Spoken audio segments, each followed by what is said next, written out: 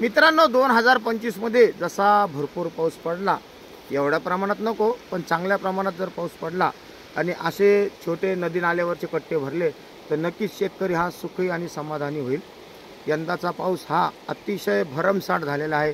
शेतकऱ्यांचं अतिशय नुकसान झालेलं आहे की त्याच्यामुळे शेतजमिनी वाहून गेलेल्या आहे, पिकांचं अतोनात नुकसान झालेलं आहे। पण आता नोव्हेंबर महिना लागलेला आहे आणि नोव्हेंबर महिन्यामध्ये सुद्धा आपण इकडे बघू शकता की गावाकडचे नदी नाले आजही तुडुंब भरलेले आहे आणि खळखळा वाहत आहे। नाही तर नोव्हेंबर महिन्यामध्ये ह्या धारा बंद होत असत, पण या नोव्हेंबर महिन्यामध्ये नोव्हेंबर डिसेंबरमध्ये आता ह्या धारा वाहत आहे।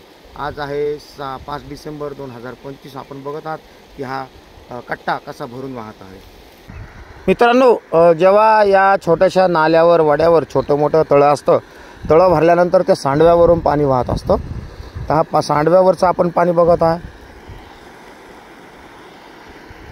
हा एक छोटासा कट्टा आहे। या कट्ट्यावरून कशा पद्धतीने पाणी वाहत आहे आणि कसा या कट्ट्याचा खळखळा असा आवाज येत आहे।